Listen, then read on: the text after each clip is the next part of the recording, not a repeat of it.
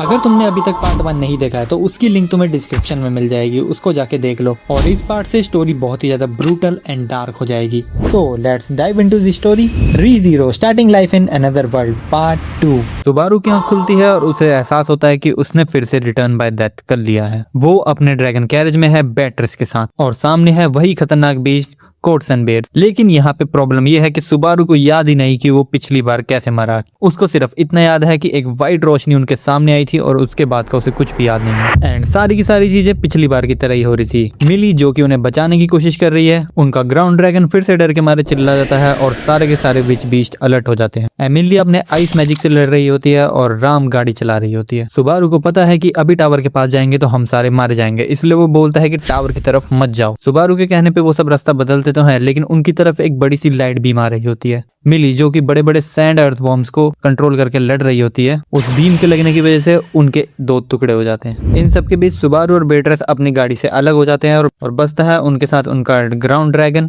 पेट्राशे। लेकिन पेट्राशे बहुत ज्यादा बुरी तरह से घायल हो जाता है, इसलिए सुबारू उसको बचाने के लिए बेट्रिस को बोलता है कि शमार्क मैजिक यूज करो ताकि विच बीस्ट उन्हें देख ना पाए। लेकिन वो व्हाइट लाइट बीम इतनी तेजी से आती है कि सुबारू का पेट साइड से चीर देती है। सुबारू पूरा तड़पने लगता है और बेट्रिस उसे पकड़ के रो रही होती है। सुबारू इतनी बुरी तरह जख्मी हो जाता है कि वो अपनी उंगली तक हिला नहीं सकता था, इसलिए वो अपने इनविजिबल प्रोविडेंस हैंड्स का यूज करता है बेट्रिस के आंसू पोंछने के लिए। तभी वहां से एक और बीम आती है और बेट्रिस के सीने के आर पार हो जाती है। बेट्रिस गायब हो जाती है क्योंकि वो एक स्पिरिट है। पेट्राशे पहले ही मर चुका है। सुबारू को कोर्स एंड बियर्स घेर लेते हैं एंड उसको अपने पैरों के नीचे क्रश कर देते हैं। ये सुबारू का दूसरी बार रिटर्न बाय डेथ होता है, इसलिए वो सोचता है कि मुझे ऐसा क्या करना चाहिए कि हम इस लूप से निकल जाएं। फिर सुबारू बेट्रिस को देखता है और बोलता है आई लव यू, ताकि वो शॉक में चुप रहे और इनविजिबल हैंड का यूज करके वो अपने ड्रैगन को शांत करे ताकि उसका ड्रैगन चिल्लाए ना, इसलिए वो अपने ड्रैगन को सहलाने लग जाता है। सुबारू को पता है कि आगे जाने में खतरा है, इसलिए वो सबको बोलता है कि पीछे आ जाओ, लेकिन इसी पे सब गुस्सा हो जाते हैं कि हम इतनी आगे आए हैं तो पीछे आने का क्या मतलब है। अब सुबारू उन सबको समझाता है कि विच टावर से एक खतरनाक लाइट आती है जो हम सबको मार देगी। राम और एमिली को भरोसा होता है कि सुबारू बिल्कुल ठीक कह रहा है, इसलिए वो उस पर भरोसा करते हैं और रुकने का फैसला करते हैं। तभी अचानक से सफेद रोशनी टावर से उनकी तरफ आती है एंड एमिलिया एक बर्फ की दीवार बना देती है, लेकिन वो लाइट इतनी पावरफुल होती है कि वो बर्फ को वहीं पे तोड़ देती है। सुबारू समझ जाता है कि ये कोई रोशनी नहीं बल्कि ये छोटी छोटी नीडल्स हैं। वो इतनी तेज आती हैं कि हमें लाइट की तरह दिखती हैं। सुबारू अपने 2 नए स्पेल्स का यूज करता है जो कि उसने बेट्रिस के साथ मिलकर बनाए हैं। पहला है EMM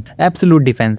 इसमें सुबारू के आसपास का टाइम स्पेस रुक जाता है, लेकिन इस अटैक में माना बहुत जल्दी खत्म होता है। और दूसरा है EMT एब्सोल्यूट इनविलिडेशन। जैसे ही EMM खत्म होता है वैसे ही सुबारू EMT एक्टिवेट कर देता है। इस मैजिक में एक 10 मीटर का एरिया बनता है जिसमें कोई भी माना बेस पावर या मैजिक काम नहीं करती। जैसे ही सुइयां टावर से इस 10 मीटर की रेंज में आती हैं तो वो खुद ही नॉर्मल नीडल्स की तरह नीचे गिर जाती है। सुबारू और उसकी टीम जल्दी से गाड़ी लेके भागने की कोशिश करते हैं, लेकिन यहाँ पे एक गड़बड़ हो जाती है। ये डेजर्ट पूरा मैजिक से बना हुआ है और सुबारू ने जब EMT का यूज करा तो उसकी पावर की वजह से डिस्टॉर्टेड स्पेस हिल गया। उसकी वजह से वहां पे एक बड़ा सा वॉइड खुल जाता है और सारे के सारे उसमें गिर जाते हैं। फिर हमें एक परछाई दिखाई जाती है जो उनको टावर से देख रही होती है और कहती है I finally found you. Space में गड़बड़ होने की वजह से सुबारू की आंख खुलती है एक ठंडी गुफा में और वहां पे होती है सिर्फ उसके साथ राम। सुबारू डर जाता है क्योंकि वहां पे सब लोग बिछड़ गए होते हैं। सुबारू को सबसे ज्यादा चिंता रैम की हो रही होती है क्योंकि वो सो रही होती है, इसलिए अगर उस पर कोई अटैक करेगा तो वो अपना बचाव नहीं कर सकती।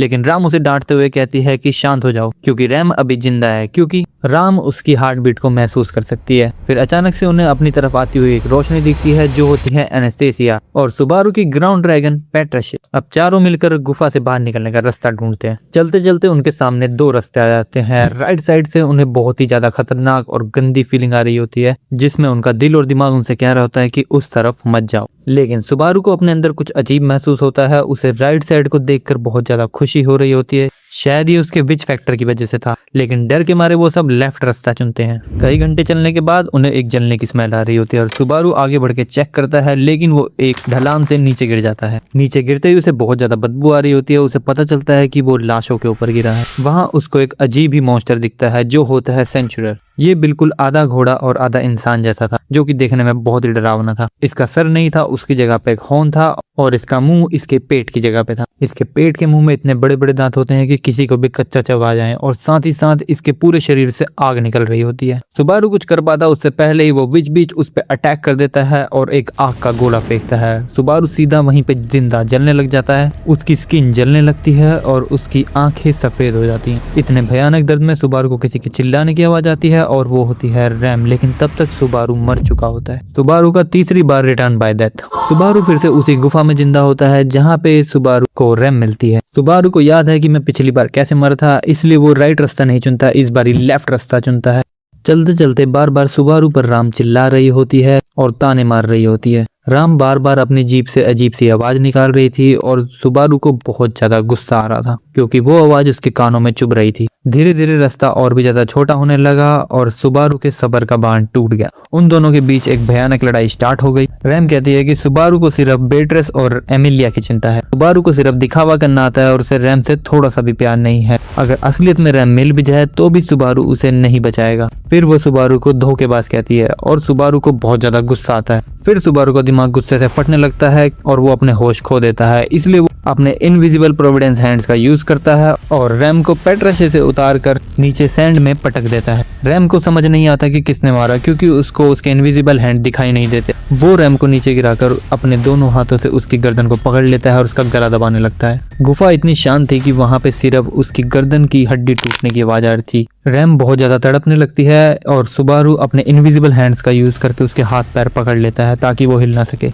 उस समय सुबारू के दिमाग में सिर्फ नफरत होती है क्योंकि उसने रैम के बारे में बुरा कहा। राम यहाँ पे काउंटर अटैक करने की ट्राई करती है और अपना विंड मैजिक अपने ही नीचे यूज करके एक बड़ा सा ब्लास्ट कर देती है जिससे सुबारू दूर जाके गिरता है और राम भी। दोनों लड़ने के लिए एकदम तैयार होते हैं पर तभी वहाँ पे एनास्टेसिया आ जाती है। एनास्टेसिया दिखावा करती है कि वो दोनों को शांत करा रही है। जैसे ही राम का ध्यान भटकता है वैसे ही एनास्टेसिया एक बड़ा सा चाकू निकालती है और उसके सीने में मार देती है और रैम वहीं पे नीचे गिर जाती है। एनास्टेसिया सुबारू को कहती है कि उसने रैम को इसलिए मारा ताकि वो दोनों एक दूसरे को ना मार दें। बहुत ही अजीब लॉजिक था। वो सुबारू की तरफ दोस्ती का हाथ बढ़ाती है लेकिन सुबारू को शक होने लगता है क्योंकि उसके दूसरे हाथ में भी एक चाकू होता है। तभी सुबारू अपने इनविजिबल हैंड्स को तैयार कर लेता है ताकि वो एनास्टेसिया का गला दबा के उसे वहीं पे मार दे, लेकिन अचानक से एक विंड ब्लेड उनके सामने आता है और एनास्टेसिया के 2 टुकड़े कर देता है और एनास्टेसिया के जो ऑर्गन्स है वो सारे के सारे वहीं जमीन सैंड पर गिर जाते हैं। लेकिन वो सुबारू का हाथ नहीं छोड़ती और मरते मरते सुबारू के कंधे पर चाकू मार देती। सुबारू देखता है कि राम अभी जिंदा है और उसने अपने मैजिक से एनास्टेसिया के 2 टुकड़े कर दिए। राम सुबारू को मारने के लिए आगे बढ़ती है। सुबारू अपने इनविजिबल हैंड का यूज करने की कोशिश करता है लेकिन इस कोशिश में उसके दिमाग पे इतना ज्यादा जोर पड़ता है कि उसकी आंखों से खून निकलने लग जाता है। सुबारू दर्द से तड़प रहा होता है लेकिन तभी उसे एक अजीब सी आवाज आती है हड्डी चबाने की। जब दर्द खत्म होता है तो सुबारू देखता है कि उसकी प्यारी ड्रैगन पाट्राशे उसके पास बैठी हुई है, पर पाट्राशे का मुंह पूरा खून से भरा होता है और उसके मुंह में पिंक बाल होते हैं जो कि राम के होते हैं। यही हमें पता चलता है कि पाट्राशे ने राम को चबाकर उसको मार दिया है। सुबारू को समझ आता है कि मियाज़मा यानी कि जो वो पागल कर देने वाली हवा थी उसने उनके ड्रैगन को भी पागल कर दिया। फिर पेट्राशे अपना मुंह खोलता है और सुबारू को जिंदा चबाने लग जाता है। सुबारू को अपने चबाने तक की आवाज आ रही होती है कि उसे जिंदा चबाया जा रहा है और वहीं पे सुबारू मर जाता है। सुबारू का 4th time return bye death. Subaru को याद है कि कैसे पिछले लूप में पेट्राशे ने उसका सर चबा डाला था। वो रिटर्न बाय डेथ से वापस तो आ गया लेकिन उसकी दिमागी हालत अभी बहुत ज्यादा बुरी है। सुबारू की हालत इतनी ज्यादा बुरी होती है कि वो डर के मारे वहीं पे उल्टी कर देता है। राम जो कि हमेशा तो वैसे उसे चिढ़ाती है बारू से बोल के, लेकिन इस बार वो उसकी मदद करती है और रैम उसके गले में अपनी उंगली डालकर उसकी उल्टी कराने में मदद करती है ताकि उसका मन हल्का हो सके। देखो राम भले ही थोड़ी सी कड़वी है लेकिन अंदर से वो भी सुबारू की बहुत ज्यादा परवाह करती है। फिर एनास्टेसिया पेट्राशे को लेकर आ जाती है और सुबारू बहुत ज्यादा डर जाता है पेट्राशे को देखकर क्योंकि उसने पहले तो राम का सर चबाया था और उसके बाद सुबारू का।